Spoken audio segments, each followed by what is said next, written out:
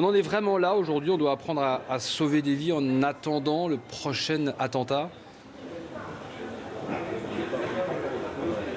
Bien sûr, ça fait partie de la défense civile et là nous sommes pas tout seuls. Il y a les équipes du SAMU de Paris qui sont derrière moi, il y a les pompiers de Paris, la protection civile, la Croix-Rouge, les établissements français du sang qui sont là parce qu'il faut organiser cette défense civile. Il faut aller très vite, il faut apprendre les 5 ou 6 gestes qui permettront, si jamais il y a d'autres attentats, de protéger la population. Et c'est pour ça qu'on commence dans quelques minutes par une formation à des collégiens et des lycéens parce qu'il faut s'intéresser à tout le monde. On peut vraiment sauver quelqu'un en appliquant 2 ou 3 gestes simples après un attentat sur une personne qui a été blessée?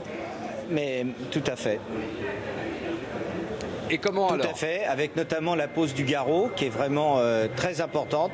C'est facile, avec n'importe quoi, vous prenez une chemise, vous la déchirez, vous serrez très fortement là où ça saigne et puis protéger les personnes, c'est-à-dire se mettre derrière un mur, éviter de courir parce que c'est ce que les terroristes veulent et comme ça ils tirent les personnes qui s'échappent.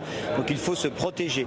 Après s'être protégé, il faut alerter les secours, c'est-à-dire le 17, la police, les pompiers, le SAMU, de manière à ce que les secours soient déclenchés. Et des gestes qui sauvent, donc je viens de vous le dire, avec la pose du garrot, mais aussi des points de compression qui peuvent être faits, et puis la position latérale de sécurité. Et s'il y a un arrêt cardiaque, c'est ce qu'on va montrer aussi aujourd'hui, ce qui compte le plus important est de faire le massage cardiaque.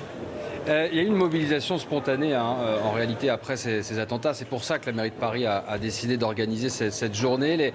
Vous sentez ça, vous aussi, en tant que médecin urgentiste, la volonté des Français de participer à ça, oui, d'essayer de venir au secours des victimes? Et bien sûr, on a des demandes tous les jours de gens qui veulent se former. Il faut, je crois, désacraliser ces gestes qui sauvent. Il faut que ça devienne populaire, il faut que ça devienne quelque chose de naturel, de manière à ce qu'il y ait une véritable adhésion collective à l'apprentissage des gestes qui sauvent.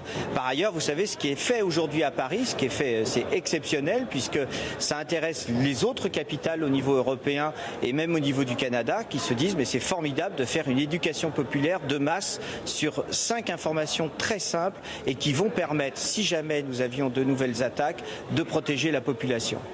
Patrick Pelloux, vous avez vécu aux premières loges, malheureusement, les attentats de Charlie, ceux du 13 novembre aussi. Comme à Bruxelles, les secours ont eu du mal, au départ en tout cas, dans les premières heures, à s'organiser. Ça aussi, c'est un vrai défi pour vous aujourd'hui? Écoutez, dans une situation de guerre et de chaos, c'est toujours terrible de pouvoir s'organiser, de formaliser les choses. Mais on a fait du mieux qu'on pouvait. C'est ce qui a été dit et redit à la commission d'enquête parlementaire qui se déroule actuellement sur les attentats.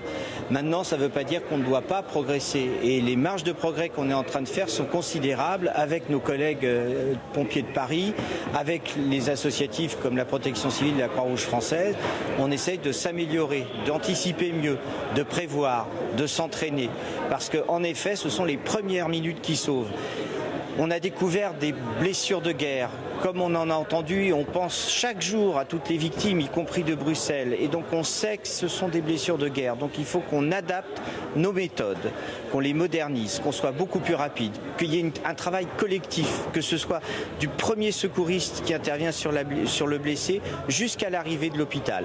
Et c'est ça qui a permis de sauver des gens. C'est ça qui permettra encore de sauver des gens. Et c'est là où on doit avoir une véritable adhésion citoyenne, collective. C'est tous ensemble qu'on peut améliorer ça. Et il faut saluer que l'ensemble des mairies de Paris, d'arrondissement, sont en train de montrer dès maintenant, à l'heure qu'il est, les gestes qui sauvent. Et je crois que c'est vraiment une très grande initiative.